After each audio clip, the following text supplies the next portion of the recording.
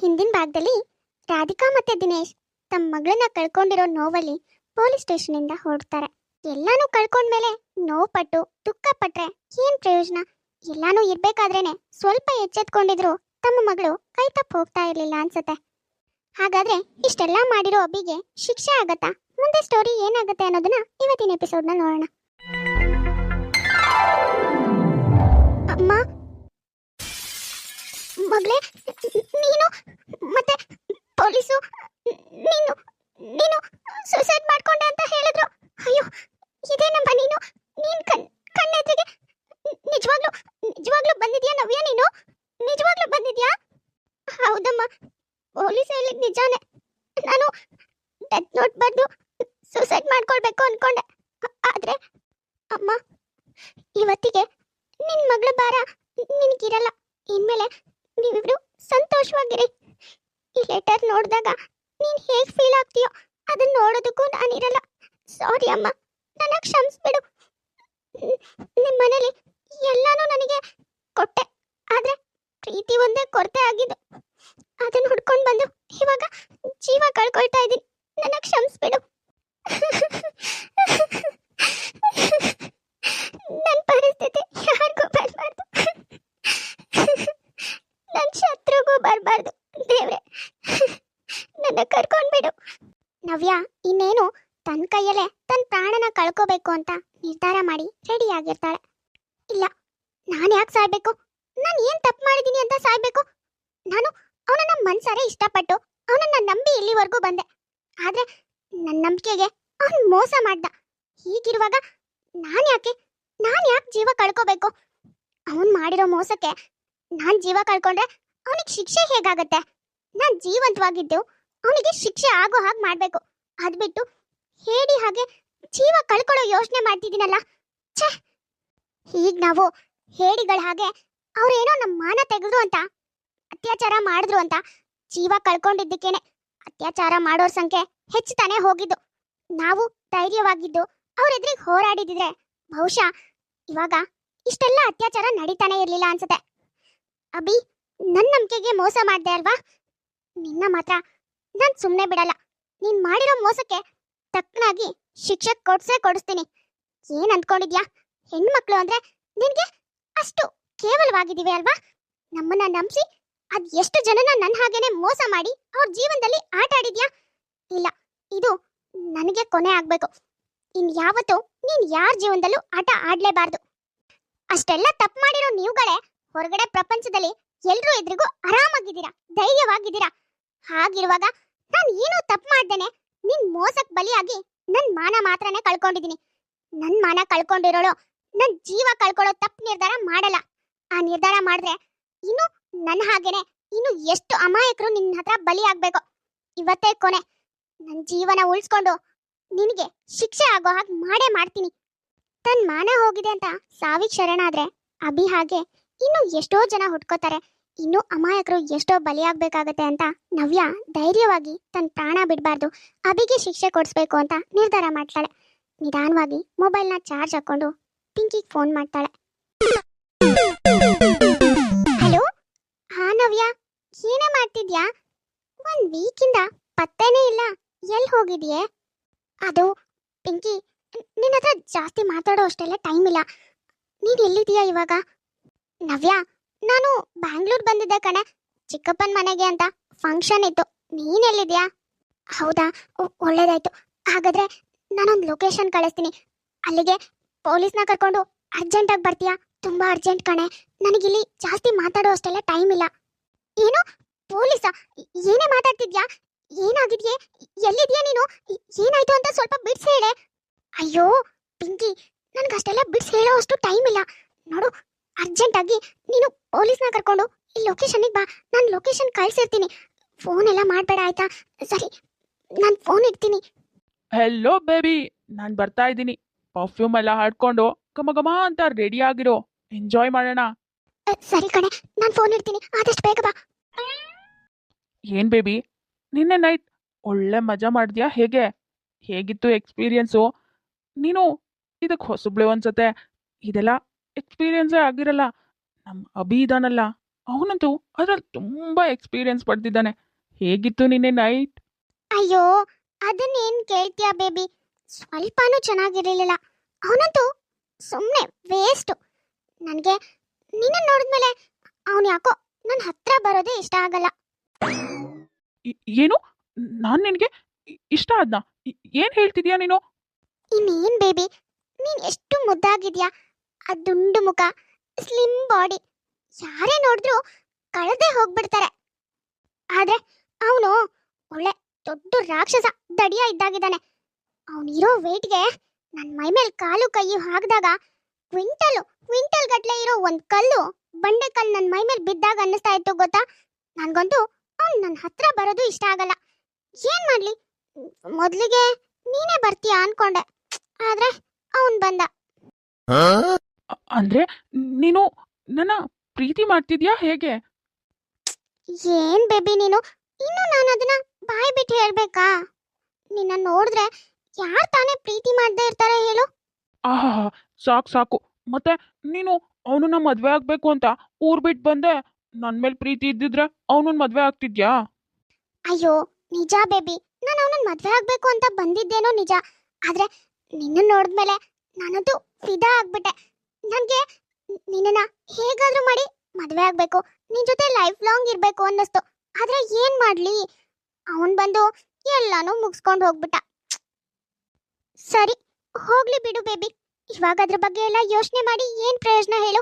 ಹೇಗೋ ನಾನು ನಾಯಿ ಮುಟ್ಟಿರೋ ಮಡಕೆ ಆಗ್ಬಿಟ್ಟಿದೀನಿ. ತೊಳೆದ್ರುನು ಬಳದ್ರುನು ಏನೇ ಮಾಡಿದ್ರು ನಾಯಿ ಒಂದ್ಸರಿ ಮುಟ್ಟದ್ಮೇಲೆ ಅದು ಮೈಲ್ಗೆನೆ ತಾನೆ. ಸರಿ ಬಿಡು, ನೀನ್ ಬಂದಿರೋ ಕೆಲ್ಸನ ಮಾಡ್ಕೊಂಡು ಹೋಗು. ನಿನ್ ಫ್ರೆಂಡ್ ಬೇರೆ ಬರ್ಬೇಕು ಅಂತ ಇದ್ದಾನೆ ನೋಡು, ಬೇಗ ಕೆಲ್ಸ ಮುಗಿಸು. ಇಲ್ಲ ಬೇಬಿ, ನೀನು ನನ್ನ ಇಷ್ಟೊಂದು ಪ್ರೀತಿ ಮಾಡ್ತಿರುವಾಗ ನಾನು ಹೇಗ್ ತಾನೇ ಇಲ್ಲ ಅಂತ ಹೇಳಿ? ಪರವಾಗಿಲ್ಲ, ಅವ್ನು ನಿನ್ನನ್ನು ಮುಟ್ಟಿರ್ಬೋದು, ಆದ್ರೆ ನಿನ್ ಮನ್ಸು ಮುಟ್ಟಿರೋದು ನಾನೇ ತಾನೇ. ಹಾಗಾಗಿ ನಾನು ನಿನ್ನನ್ನು ಒಪ್ಕೊಳ್ತಾ ಇದ್ದೀನಿ. ನಾವಿಬ್ರು ಮೊದಲು ಮದುವೆ ಆಗಿ ಆಮೇಲೆ ಇದ್ರ ಬಗ್ಗೆ ಯೋಚನೆ ಮಾಡೋಣ. ಯಾವತ್ತು ಯಾವತ್ತೂ ನಾನು ಹಿಂದಿಂದ ಏನನ್ನು ಯೋಚನೆ ಮಾಡಲ್ಲ. ಅವ್ನ್ ಎಷ್ಟೇ ನಿನ್ನ ಮೈ ಮುಟ್ಟಿದ್ರು ಮನ್ಸು ಮುಟ್ಟಿರೋದು ನಾನೇ ತಾನೇ. ಅದಕ್ಕೆ ನನಗೆ ತುಂಬಾ ಸಂತೋಷ ಇದೆ.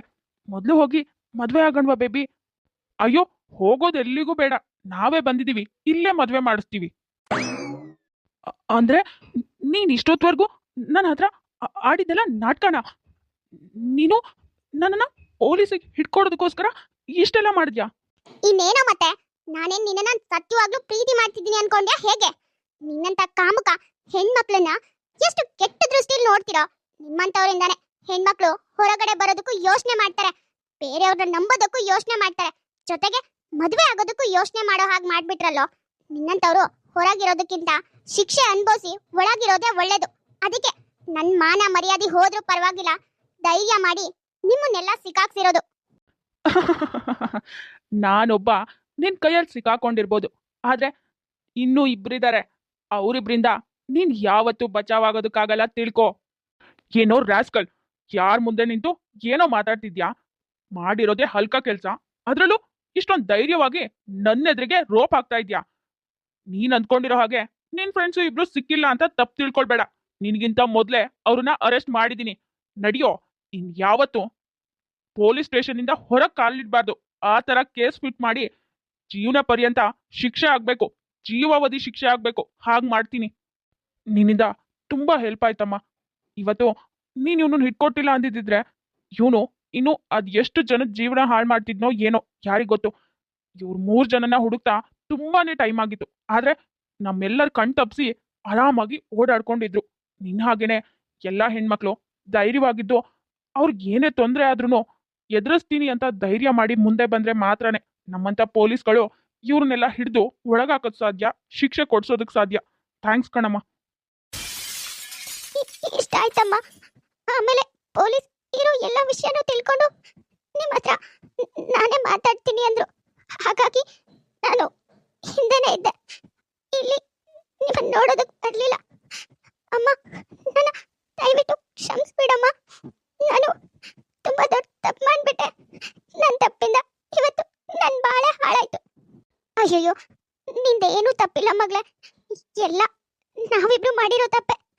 ನಿನ್ನನ್ನ ನಾವು ಚೆನ್ನಾಗಿ ನೋಡ್ಕೊಂಡಿದ್ದಿದ್ರೆ, ತಂದೆ ತಾಯಿ ಪ್ರೀತಿ ಕೊಟ್ಟು ಕಷ್ಟ ಯಾವುದು, ಸುಖ ಯಾವುದು, ಯಾವ್ದು ತಪ್ಪು, ಯಾವ್ದು ಸರಿ ಅಂತ ಹೇಳ್ಕೊಟ್ಟಿದ್ರೆ ಇವತ್ತು ನಿನ್ ಜೀವನ ಹೀಗೆ ಹಾಳಾಗ್ತಿರ್ಲಿಲ್ಲ.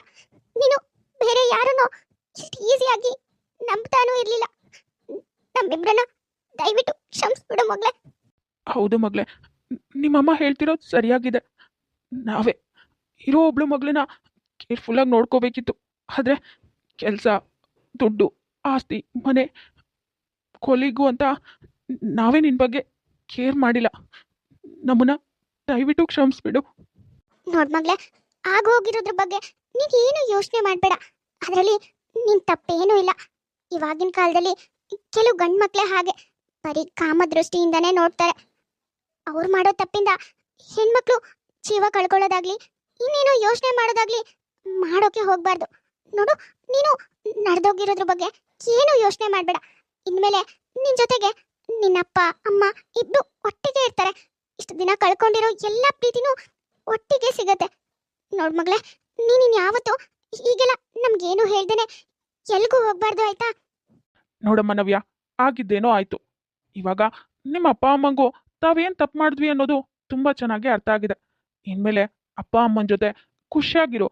ನಡೆದೋಗಿರೋ ಘಟನೆನ ನೆನಪಲ್ಲಿ ಇಟ್ಕೊಂಡು ತುಂಬ ದುಃಖ ಪಡೋದಕ್ಕೆ ಹೋಗ್ಬೇಡ, ಆಯ್ತಾ? ನೋಡ್ ಮಗ್ಳೆ, ಇನ್ಮೇಲಿಂದ ನಿಮ್ಮಮ್ಮ ಯಾವಾಗ್ಲೂ ನಿನ್ ಜೊತೆಗೆ ಇರ್ತಾಳೆ.